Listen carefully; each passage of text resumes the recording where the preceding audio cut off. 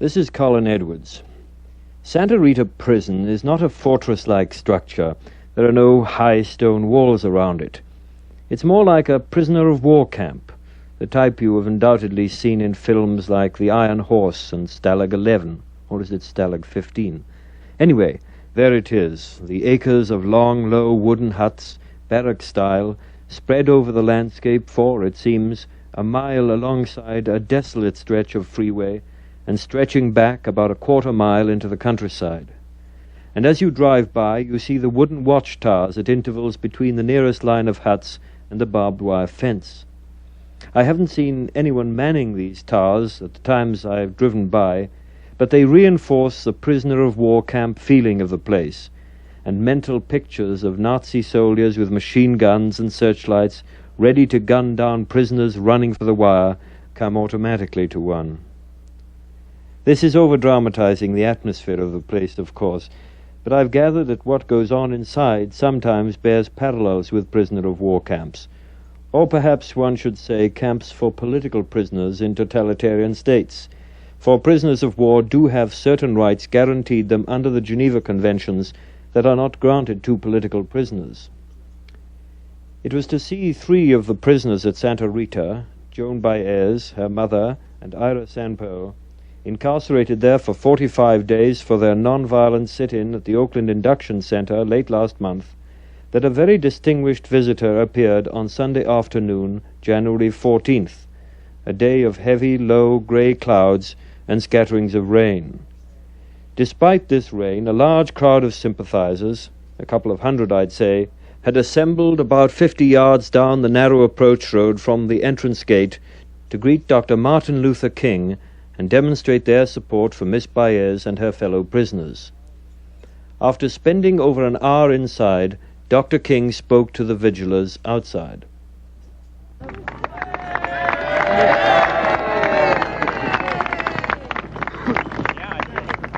Let me say how happy I am to see each of you here today, and I want to commend you for your willingness to engage in this vigil and stand in the midst of this rather inclement weather to express your support for all of those who have been arrested as a result of their courageous actions resisting the tragic, unfair, and unjust draft system of our nation.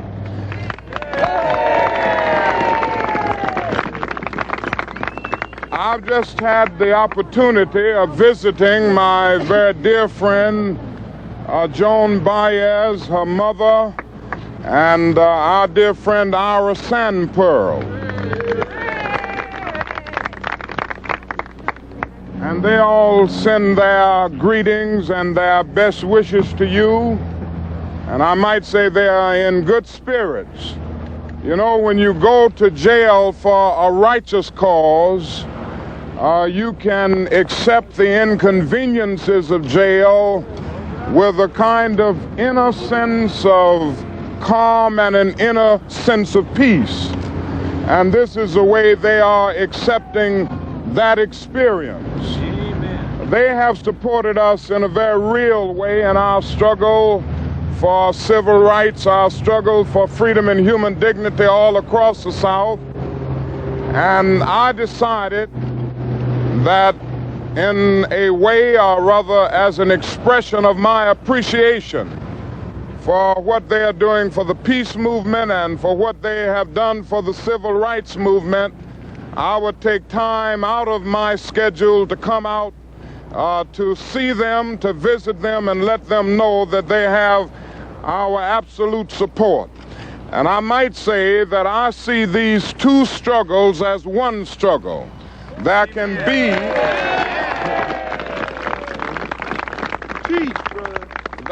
be no justice without peace, and there can be no peace without justice. People ask me from time to time, aren't you getting out of your field? Aren't you supposed to be working in civil rights? And they go on to say the 2 issues are not to be mixed. And my only answer is that I have been working too long and too hard now against segregated public accommodations to end up at this stage of my life segregating my moral concern.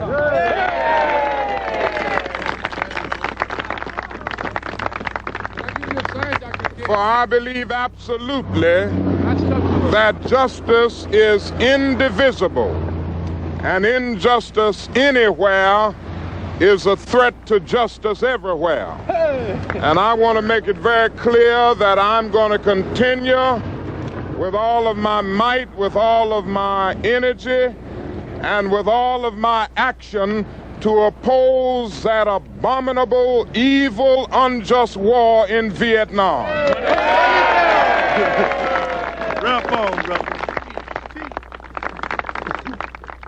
Now let me say this. I see some very dangerous trends developing in our country. Trends of oppression and repression and suppression. And I see a definite move on the part of the government to go all out now to silence dissenters and to try to crush the draft resistance movement. Now, we cannot allow this to happen, and we've got to make it clear. We've got to make it clear that to indict a Dr. Spock or to indict a Bill Coffin and the other courageous souls that have been indicted will mean indicting all of us if they think that this draft resistance movement is going to be stopped.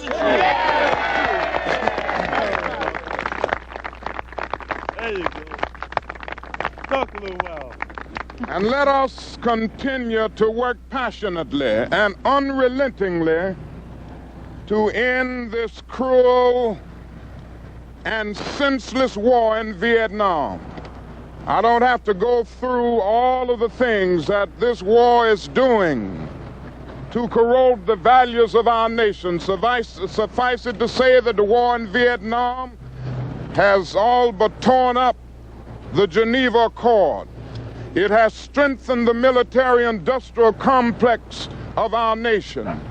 It has exacerbated the tensions between continents and races. And the war in Vietnam has placed our country in the position of being against the self-determination of the Vietnamese people. And then it has played havoc with our domestic destinies. And I can never forget the fact that we spend about $500,000 to kill every enemy soldier in Vietnam, and we spend only about $53 a year for every individual who is categorized as poverty-stricken in our so-called war against poverty, which isn't even a good skirmish against poverty. And I say that that is a great need for a revolution of values. And I say to you in conclusion, that we must continue to stand up, and we must continue to follow the dictates of our conscience, even if that means breaking unjust laws.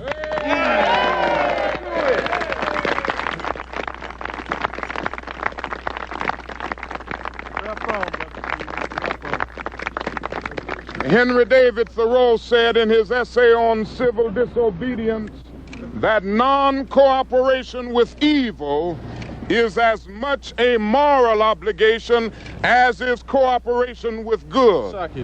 And I do not plan to cooperate with evil at any point. Somebody said to me not too long ago, Dr. King, don't you think you're hurting your leadership by taking a stand against the war in Vietnam? Aren't people who once respected you going to lose respect for you? And aren't you hurting the budget of your organization? And I had to look at that person and say, I'm sorry, sir, you don't know wrong by looking at the budget of the Southern Christian Leadership Conference or by taking a Gallup poll of the majority opinion. Ultimately, a genuine leader is not a searcher for consensus, but he's a molder of consensus. And on some positions, cowardice asks the question, is it safe? Expediency asks the question, is it politic? Vanity asks the question, is it popular? But conscience asks the question, is it right?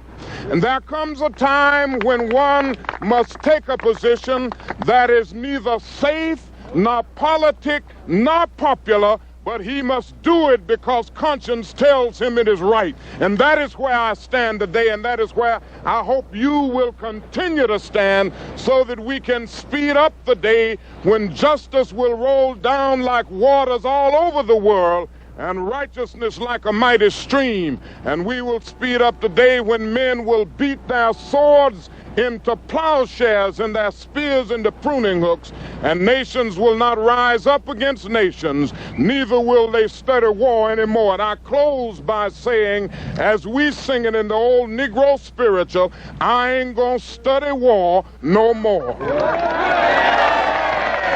you tell us about your visit with Miss Baez? King for president.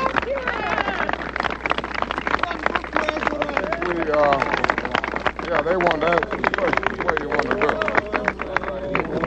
I'd like to find out something about his visit with Joan Baez. We had a very... Can you hear? Can that go through in the music? We had a very fruitful visit with Miss Baez. The visit was mainly to express our support to her for her courage, for her willingness to stand up and face suffering and sacrifice in order to make it clear that the position of our administration is totally wrong in Vietnam, and in order to make it clear that war should cease and people of goodwill must work to bring about an end to war everywhere. Do you anticipate any attempt to get her out before her time is served? No, they don't know about that. They are supposed to be getting out on the 2nd of February, I think they said, and they have no knowledge of any attempt to get her out any earlier than that. Dr. King, could you explain what you're quoted as saying, that you're now for escalated nonviolence? What did you mean by that? Well, I made it very clear that the anger of our ghettos is very extensive, the bitterness is very deep, and in order to give that understandable anger a kind of creative and constructive channel of expression, we've got to escalate nonviolence to the point that we make it much more militant, much more demanding, and much more insistent, even if it takes on the dimensions of civil disobedience. I feel that nonviolence must now be strong enough to be an alternative to riots on the one hand, but also an alternative to timid supplications for justice on the other. Dr. King, will you clarify once and for all the reported statement that you have said that Adam Clayton Powell is the only man who can now save the nation? Well, I tell you, there's so much confusion about what Mr. Powell said concerning my statements to him and my visit with him, that I would rather not make a comment until I've talked with him, because the press has reported certain things attributed to Mr. Powell that I never said to him, and I don't want to get in a public debate with him about what I said to him. I'd rather talk with him about that privately. Well, in your version, what is your version of this conversation? Did you say anything like that to him? I don't know anything about any statement like that made to Mr. Powell. What did you say, sir? Oh, we talked about many things. I was there to get a few days rest and spent a good deal of my time in Bimini talking with Mr. Powell. I didn't go there for that specific purpose, but after getting there and running into him, I did talk with him a good deal. We talked about the movement. We talked about, and I mean the civil rights movement. We talked about his unjust dismissal from Congress, and I do think that was a grave injustice, not only a slap in the face of Mr. Powell, but to Negro people generally. But some of the other things that he stated, at least as I have seen them in the press, are things that I never said, and I don't want to say anything about it until I've talked with him, because it could have been misquoted. Did you invite him to speak in Atlanta? Yes, we did talk about that.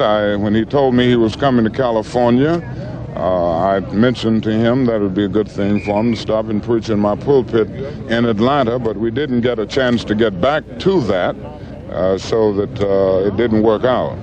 Mr. King, your sins, that was the reason for coming to Bimini, that you had pressed nonviolence past the breaking point, and you had alienated the masses, the black masses. Well, there again, I wouldn't want to get in a debate about this. I did not go to Bimini to confess any sins. I went to get some much-needed rest that the doctor demanded that I get, and I just ran into him in the process.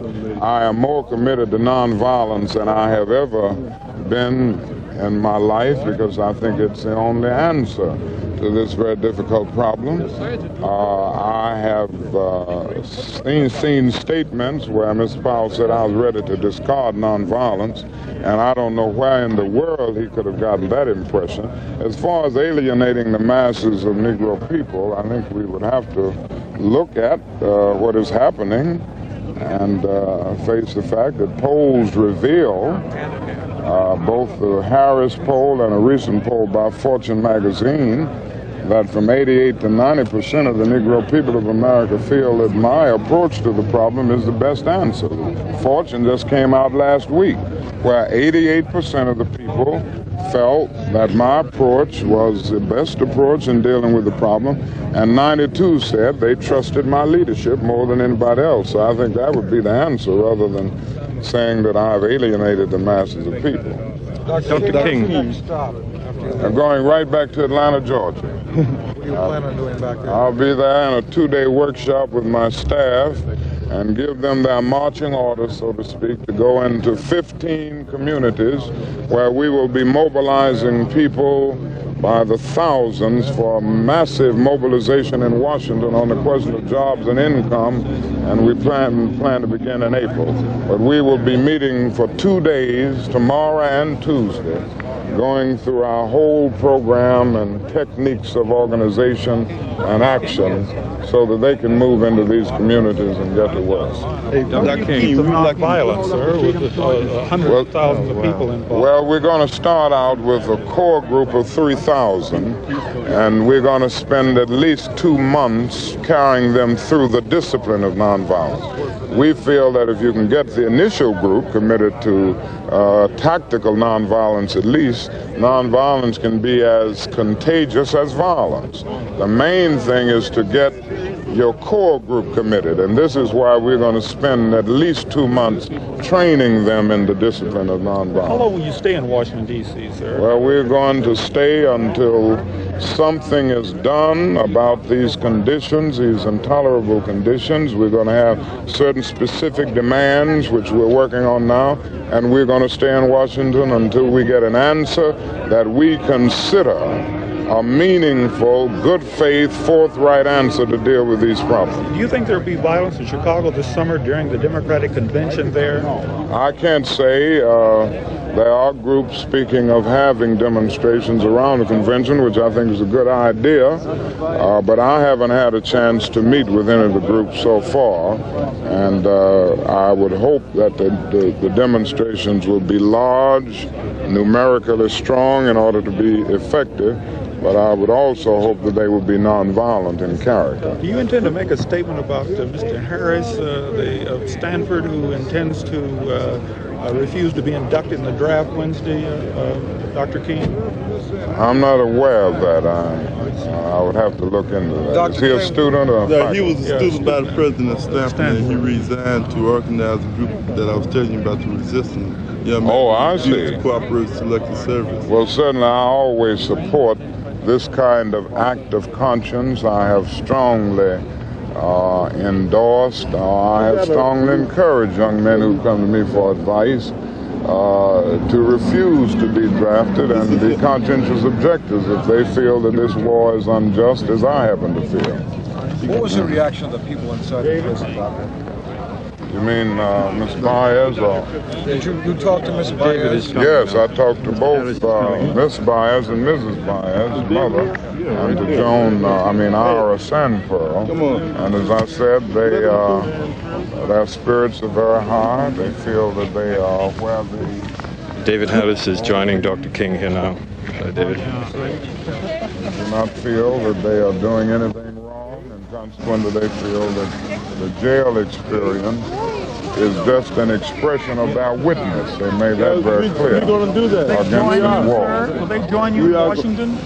Well, I'm sure they will. They've already been in some discussions with us on it, and I'm sure we'll have their support both morally and physically in Washington. Mr. King, I'm sorry, we have a Harris. meeting in... Just a minute, yeah. David Harris. Oh, this is Mr. Harris. So glad to meet you. Oh, yes. You could make it Wednesday morning if you're still out here. Oh, I'm so sorry. We've got to leave shortly for Atlanta. I have a 2-day meeting there. But you know I'll be with you in my moral support and my concern. And I appreciate your courage. All right, give my love to everyone in Atlanta. You know Bob Brown there at Stanford? He's a very good friend of mine. He's doing Mr. King, good would things. you advise me to burn my draft card? I feel that if you... What do you feel about the war in Vietnam, the war in general? Well, I feel that you should definitely, if you feel that it's unjust, that you should definitely refuse to serve. And I think that's... Dr. King, just before you leave, only following would you like to hold an old friend? Oh, yes, uh-huh. Could you hold it Yeah. up?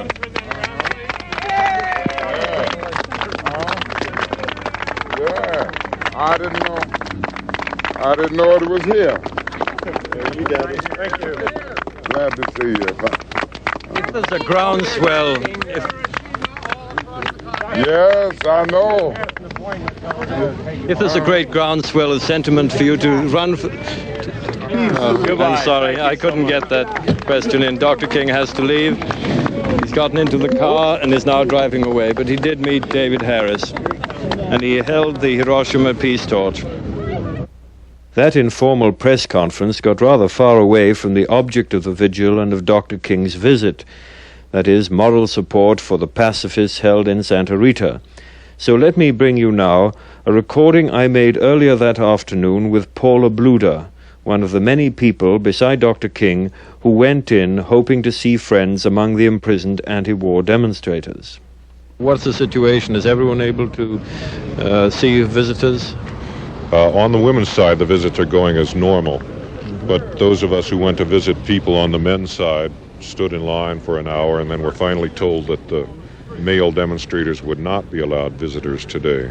Not even those on the approved list? That's correct, that nobody would. In actual fact, about 3 or 4 people did get in, apparently by mistake when they got the cards confused. But the official answer, if there was one, was that the people who really have to decide this aren't here today, but that the men haven't really been very cooperative, and so we're not going to let them have their visitors today. So they were punished today, in a way. I don't know They were really what restricted happened. from this privilege of receiving visitors. Well, they haven't had any visiting privileges at all before, but when the main portion of the demonstrators were taken out, finished their sentences, they moved the men who were left into Greystone, which is the maximum security area, in which men traditionally get regular male privileges and visiting privileges. They're simply locked up 2 in a cell all the time. All the demonstrators who remain now are in Greystone, are they then? I think that that's Including true. Mr. Sandperl. Yes, that's true. I know Ira's in, and I think that all of the demonstrators, with perhaps 1 or 2 exceptions, were moved into the maximum security area. That was Paula Bluder outside the entrance gate to Santa Rita, Sunday afternoon, January 14th. And this is Colin Edwards.